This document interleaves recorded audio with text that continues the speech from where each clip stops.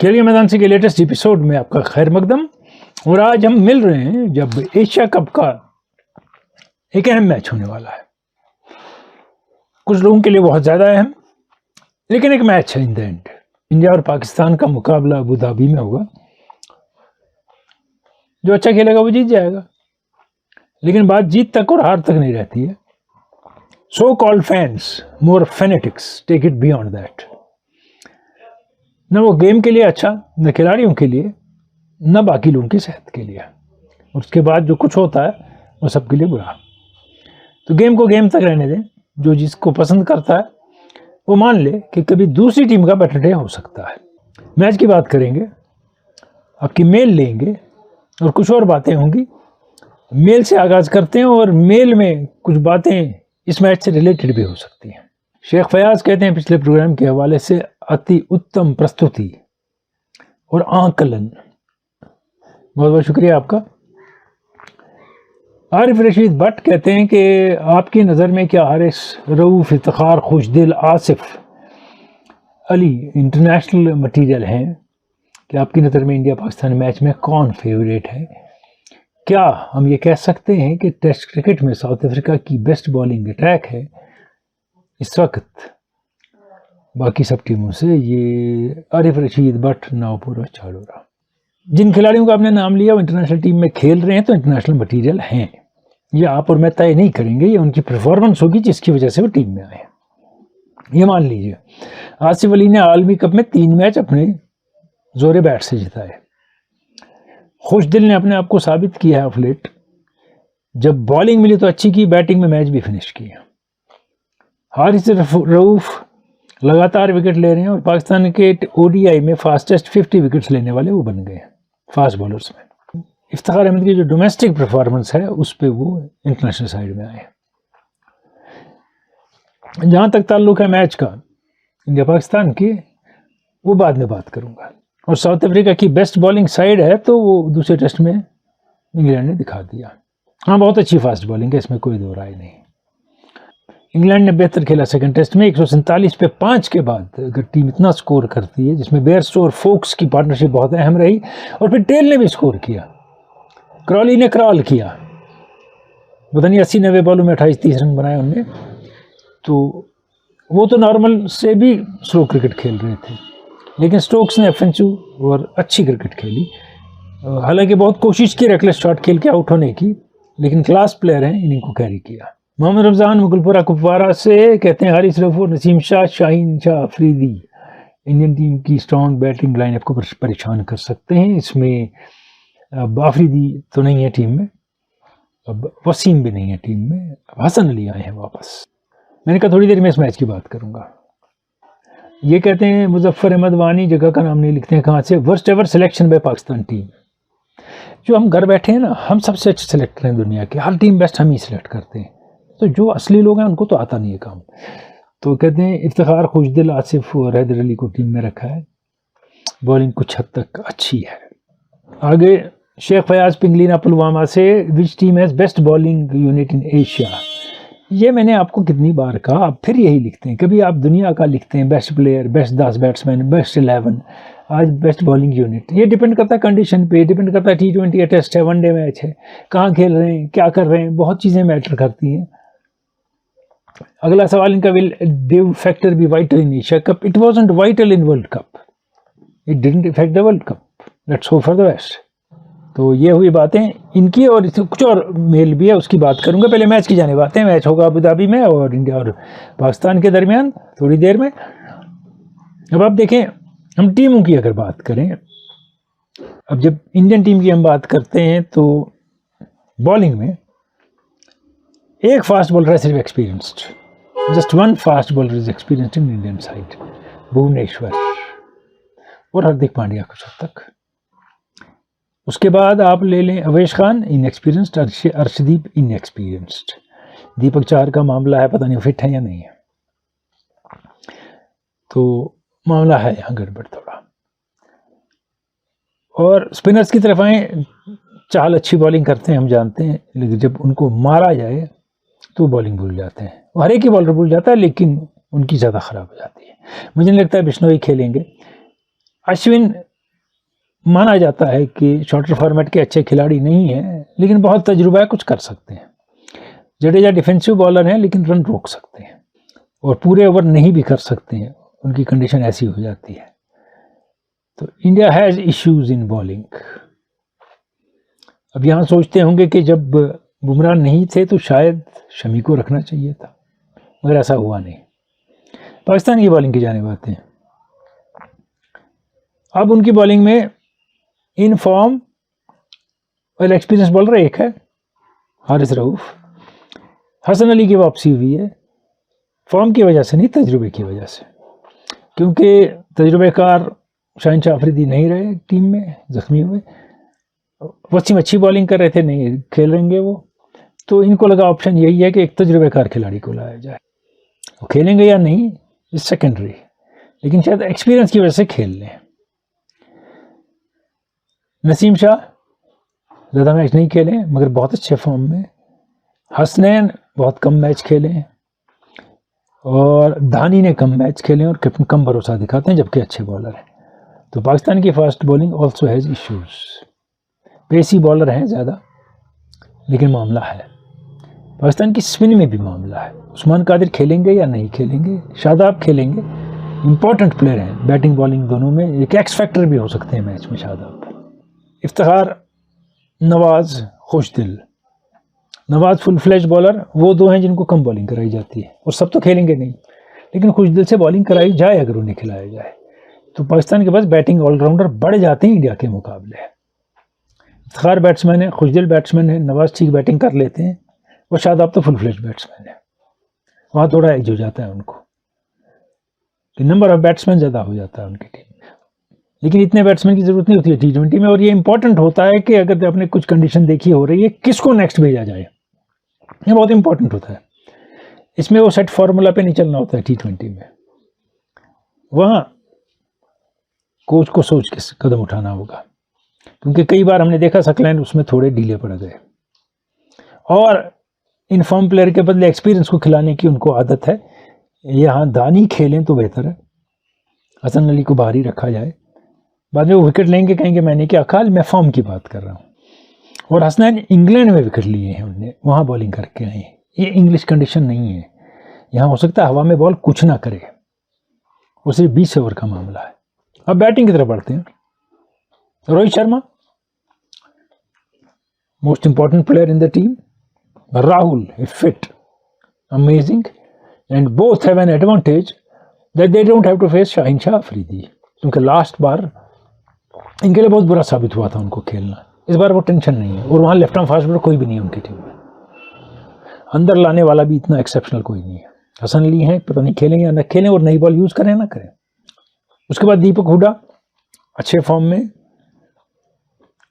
और एक प्लेयर जो बड़ा गेम चेंजर हो सकता है इस मैच में, जो पाकिस्तान के लिए बाय एंड लार्ज नया है किसी हद तक, वह सूर्य कुमार यादव।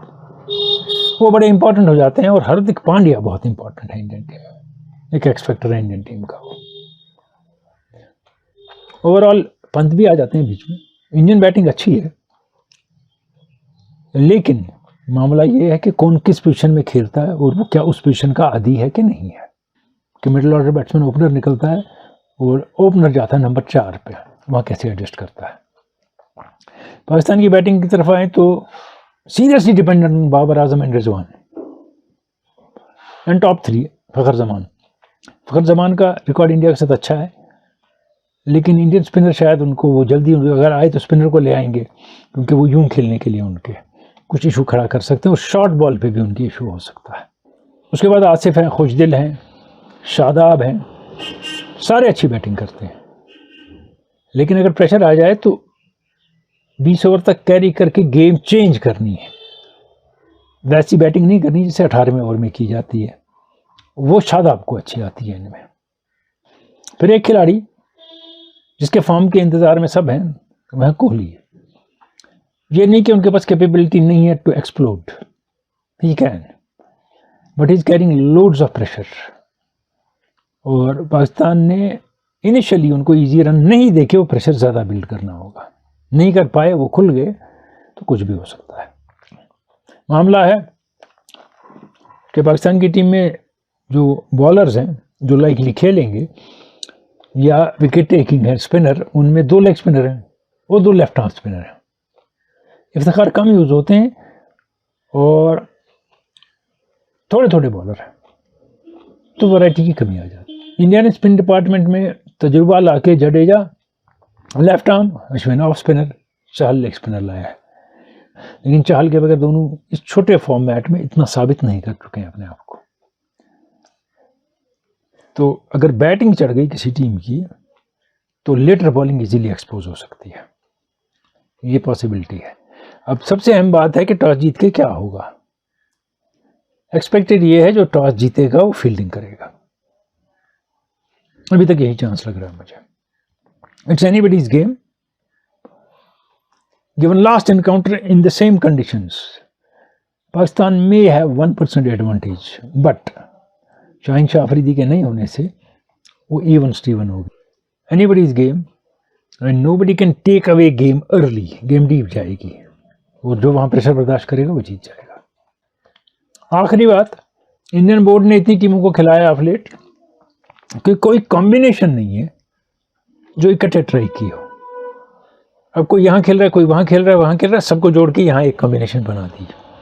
इन्हें कंबाइन करके बॉलिंग कैसे की है, बैटिंग में किन प्लेसेस पे कैसे बैटिंग की है, वो तय नहीं हुआ है।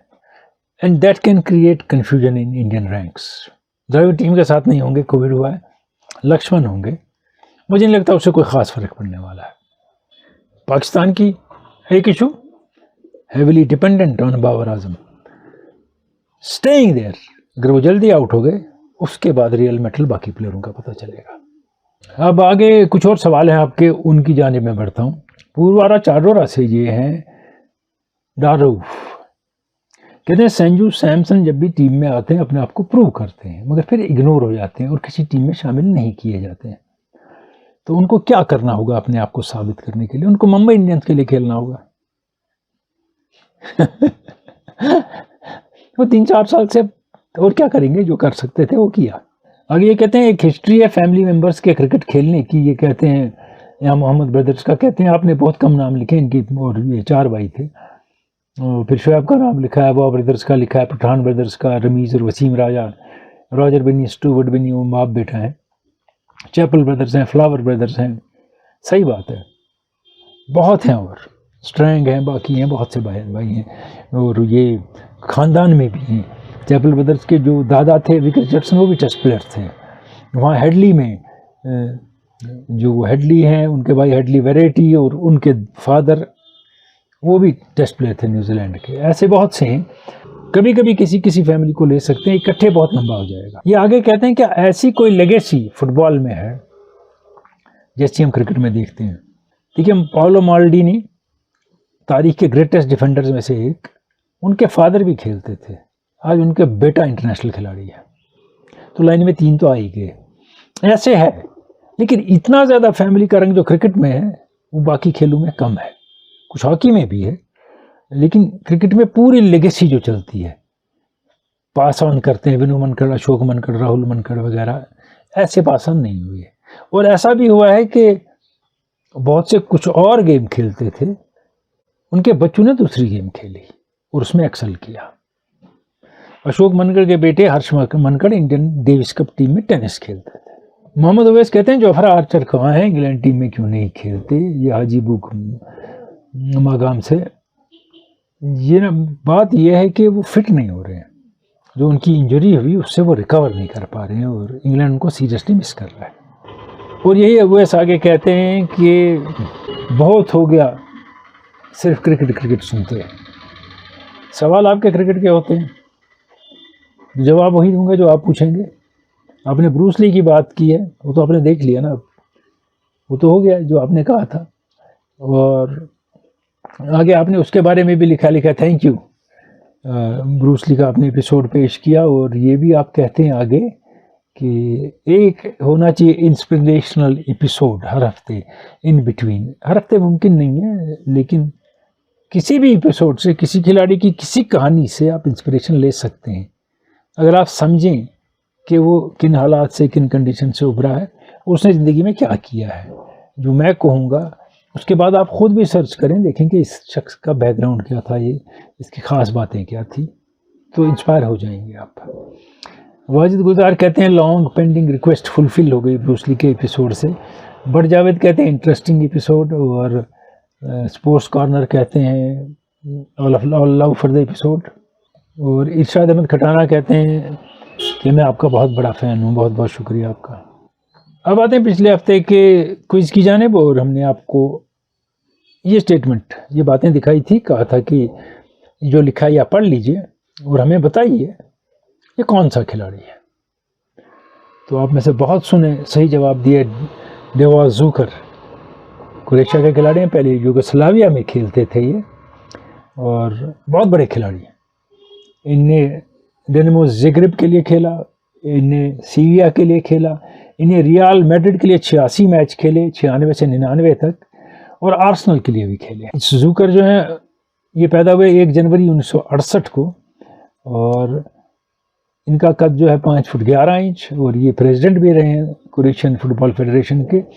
और नेशनल टीम्स जो इनने खेली हैं वो क्रोएशिया और उससे पहले यूगोस्लाविया के लिए।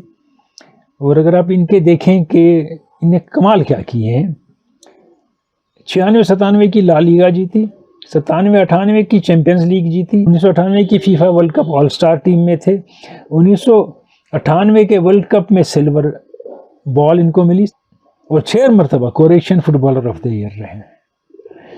मुझे याद है 1996 के यूरोपियन कप में, जो नेशंस कप होता है, उसमें इनने पहली 4 गेम्स में 3 गोल किए और टीम को फाइनल तक ले गए। इसमें इनने डिफेंडिंग चैंपियन डेनमार्क को हराया। और आपको मैं एक चीज़ बता दूं, 1998 के आलमी कप में जो फ्रांस ने जीता, इनने 7 गेम में 6 गोल किए और गोल्डन बूट इनको मिला। तो ये जूकर की बात है, बहुत अहम प्लेयर, बहुत अच्छे प्लेयर फुटबॉल के, और यही सही है जवाब। और सही जवाब देने वाले कौन है? आबिद हुसैन वानी काजीगुंड से, डारू पुरवारा चाडोरा से, शब्बीर अहमद ऋषि इलतपुरा पुलवामा से, वाजिद गुलजार बांडीपोरा से, शब्बीर अहमद भट्ट शोपुरा चाडोरा से, मलिक सरफराज सोनियम पटन से, मुश्ताक अहमद लोन तुर्कवांगाम शुपियन से, इश्तियाक वानी छठी बांडी बांडीपोरा से, फारूक अब्दुल्ला अनंतनाग से, माजिद रफ़ीक निंगरू बद्रियारीपुरा से, सईद मंसूर इस्लाम तकिया खुरामा लोलाब और शौकत अली अवन गुंड पुलवामा। तो ये सब है हमारे जिनके मैंने नाम लिए, इनने सही जवाब दिया है। विनर कौन है थोड़ी देर में।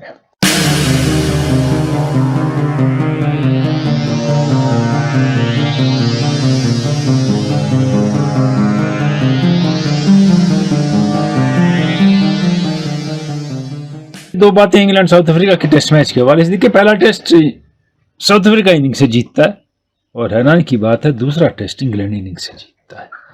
तो इतना फर्क पड़ सकता है 2 मैचों में, 2 टीमों में, यह हैरानी की बात है। पहले मैच के बाद हमने सोचा था कि शायद इंग्लैंड के बैट्समैन साउथ अफ्रीका की बॉलिंग को न खेल पाए और जब 5 विकेट जल्दी गिरे तो यही लग रहा था। लेकिन स्टोक्स, फोक्स और उसके बाद पहले बेयरस्टो ने थोड़ी मज़ाहमत की और बाद में टेल ने जो रन बनाए, कभी वापस नहीं आ सका साउथ अफ्रीका मैच में। अब दूसरी इनिंग में देखिए मज़ाहमत बहुत की पीटरसन ने, डसन ने, 1-2 और खिलाड़ियों ने, लेकिन लंबी इनिंग नहीं कर पाए और विकेट गिरते रहे लगातार। पहले मैच के बाद ही लगा था कि माकरम, मैंने कहा था कि डसन, माकरम वगैरह, इनके पास भी बैटिंग इशू है, इनको टेल ने रन बनाए। और ख़ासकर माकरम, वो हर बॉल को टप्पे पे खेलते हैं, इंग्लैंड में वैसे नहीं खेला जाता। You don't push balls outside the off stump या ऑफ पे जो गिरी हो, तो कैच का तो चांस है इंग्लैंड में अगर आप बैट लेके यहीं से गए। तो ये इश्यूज रहे। एंडरसन ने इंटरनेशनल क्रिकेट में किसी फास्ट बॉलर की तरफ से हाईएस्ट विकेट ले लिए, कमाल है, 40 साल की उम्र है उनकी और लगे हैं। और एक्शन सिंपल है, हैबिट सिंपल है और अपनी फिटनेस पे ध्यान देते हैं। और सबसे बड़ी बात, इंग्लैंड उनको तरीके से इस्तेमाल करता है। ये नहीं कि ब्रिस्बेन में ड्रॉप कर दिया जहां खेलना चाहिए, वो तरीका नहीं था। तरीका ये है, वेस्ट इंडीज में खेलेंगे तो नहीं खिलाएंगे, ड्राई कंडीशन में खेलेंगे तो नहीं खिलाएंगे, जहां वो विकेट ले सकते हैं और अच्छे बॉलर साबित हो सकते हैं वहां उनको खिलाते हैं। ब्रॉड ने उनसे बेहतर बॉलिंग की दूसरी इनिंग में। और एक नया खिलाड़ी जिसकी वजह से सबसे ज्यादा फर्क पड़ा इस टेस्ट मैच में, वो थे स्टोक्स। दोनों इनिंग में विकेट, की विकेट्स और सेंचुरी, और अच्छी रफ्तार से सेंचुरी। और जब कैप्टन ऐसा करे और फिर आप मैच जीत जाएं तो उसका तो मोरल बूस्ट होता ही है, सारी टीम का बूस्ट हो जाता है। ग्रेट कमबैक बाय इंग्लैंड, लेकिन अगेन समथिंग टू पॉन्डर, ये टीम्स क्या हैं आजकल कि एक इनिंग से जीतती है और दूसरे दिन वो दूसरी एक इनिंग से हारती है, एक इनिंग से हारती है और फिर एक इनिंग से जीतती है। तो मामला एक तो सामने है, कंसिस्टेंसी नहीं है टीमों में। और इस वक्त हम जाएंगे इस हफ्ते के क्विज की जानिब, ये आपके सामने है।